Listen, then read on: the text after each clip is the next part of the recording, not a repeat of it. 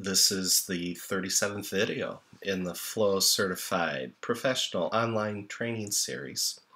In this video and the next video, we're going to be going through the AHA curve and what that has to do with transformation.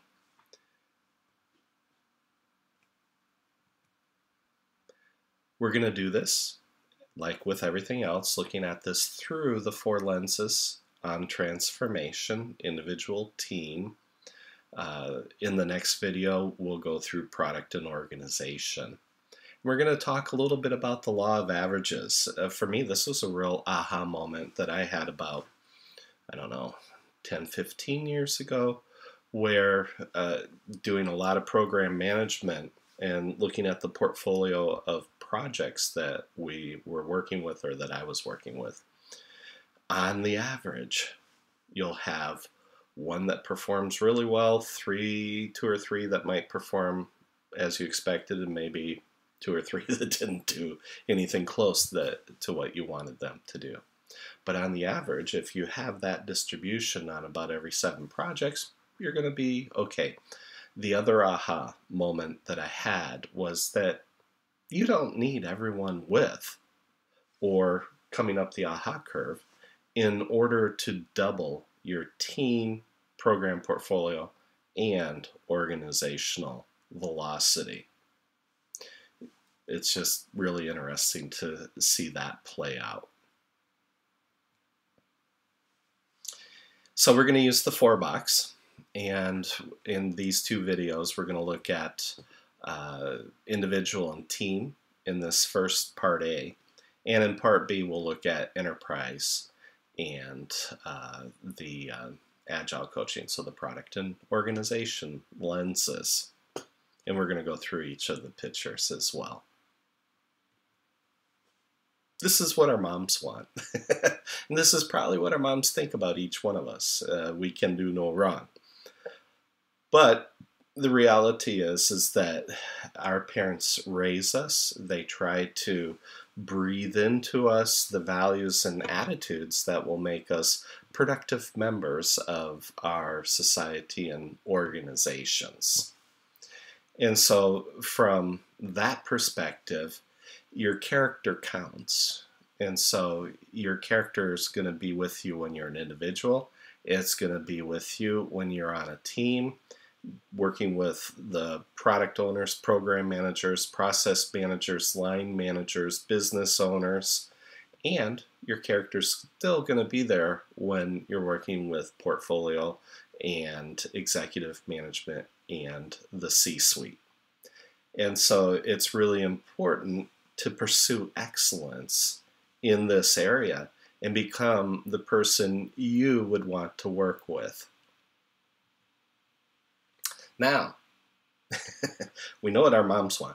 The leaders in our organization want employees who can part the waters and get things done, okay? So they're looking for results. And so as an individual, you need to think about what are the things that I can do to help part the waters in my organization to help me in delivering the highest value to the organization. Same thing for the team. What can I do with the team to help the team part the waters and deliver that value that the team is working on to the organization?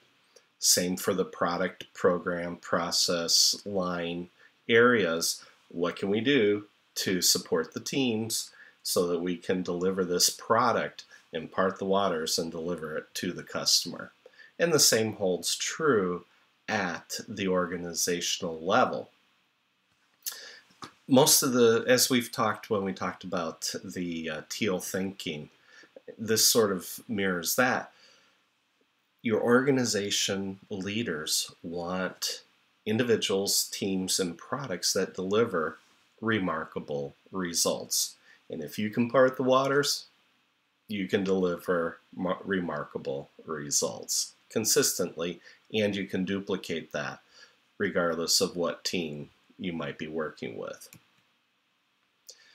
Here's the law of averages and how it works. One of the case studies in our book, Flow, was an organization that when I joined them, or I joined them literally January like 2nd or 3rd, 2011, right at the beginning of the year.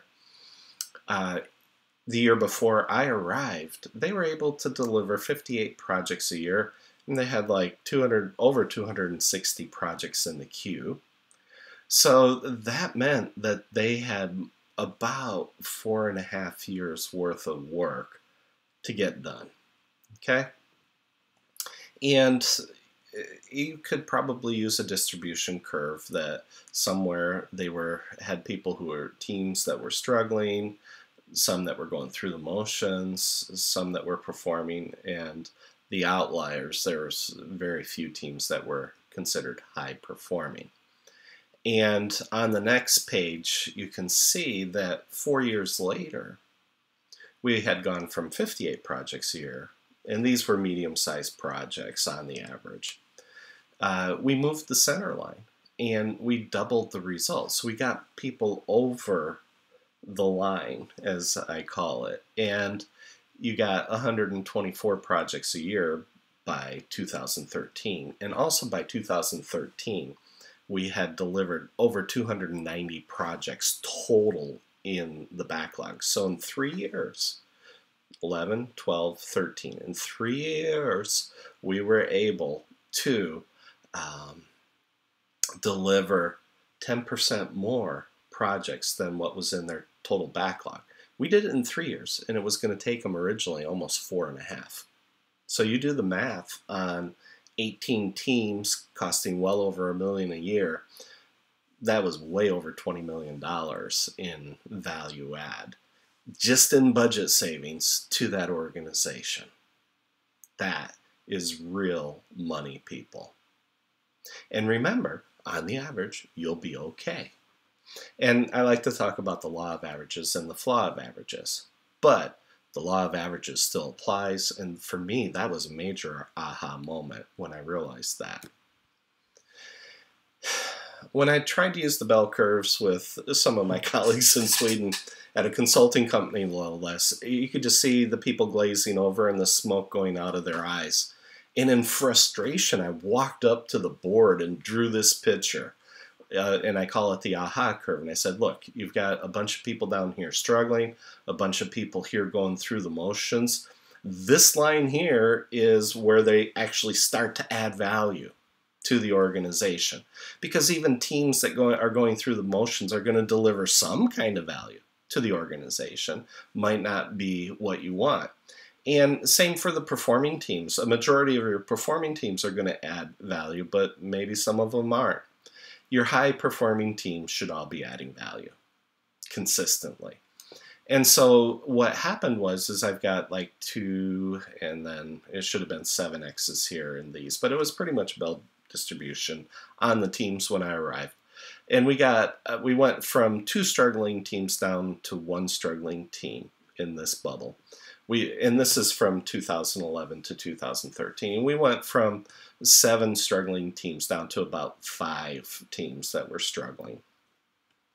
And this is still in 2013. And we went to 9 teams that were performing. And we got 1 more team that started to high perform out of that. So we had 2/3 of all the teams either performing or high performing. And that doubled the organizational velocity. Their ability to put projects through was just dramatically increased. One of the other things that we did here is we forced the executives to take their 260 projects and in the 4 programs, give us their top 25. We forced them to prioritize. And we called it the cutting room floor exercise because those other 160 projects got put on another list and didn't see the light of day again until almost 2 years later. Okay? Or 1.5 years later, whatever. The other thing that's important here is to understand what I'm talking about when I'm talking about hands-on versus hands-off. Wax on, wax off. It's the concept of hands-on does not mean micromanaging. I'm going to say that again. Hands-on does not mean micromanaging. It means train, coach, and mentor. Train, coach, and mentor. Train, coach, and mentor. We had a team down here. We even sent them to Sutherland for training. It didn't fix them. There are people who are so dead set against certain methodologies. You can send them to all the, retraining that you want. Ain't gonna make a difference. Doesn't matter. Eventually, we identified for this one team that Kanban would work for them best. We trained them in Kanban, and suddenly, boom, they were performing. The other team, they were hopeless. I mean, I trained them. I sent them to other trainers. Finally, we sent them to Sutherland for that one team, and it never worked. So, I figured if Jeff can't flip them, nobody can. And so, overall, hands-on means train, coach, and mentor. It does not mean micromanage. And if anybody tries to say, "Oh, he's advocating micromanagement," I'll hunt you down. I'll find you. I'll hurt you. All right. That is not what I'm saying. I have never said that. And I want to be perfectly crystal clear. Hands-on means train, coach, and mentor. Did I mention that? Okay. Now, hands-off, at the point that they're performing and high performing, what happens is you don't have to train anymore. It's coaching and mentoring. You still need to coach and mentor. So you're not going totally hands-off, but you're coaching and mentoring. And it's like watching the Chicago Bulls play basketball when they were at their peak. You as the coach, you're just directing and guiding and mentoring. You're not in there actively helping them by training them step by step by step. Coaching and mentoring, you're just helping them. You step back a little bit and you watch. And part of everything that we do on both sides of the aha curve is that sometimes you just have to hand the bucket to people, let them put it over their head, and run full speed into the wall, because that's how some people learn.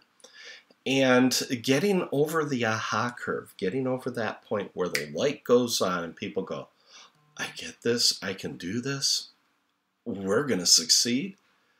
Getting them over this, it's different for every person. Every person goes through this curve. Every team goes through this curve. Every product, program, process goes through this curve.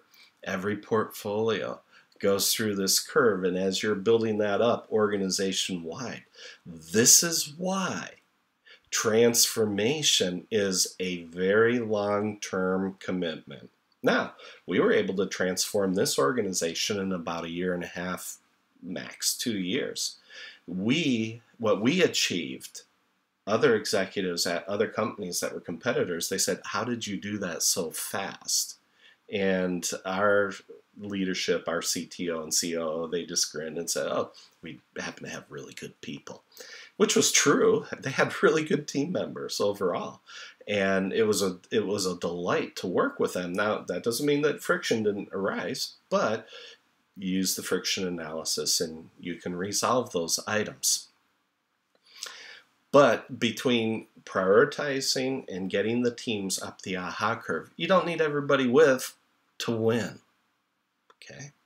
Just like you only need a couple people on a team to be able to step into flow to take the team with. It's the same concept here. Yeah. So, the leadership recap for this, we're looking at this through the 4 lenses on transformation. For the aha curve, we've looked at it for the individual and team level so far. On the law of averages, on the average, we'll be okay.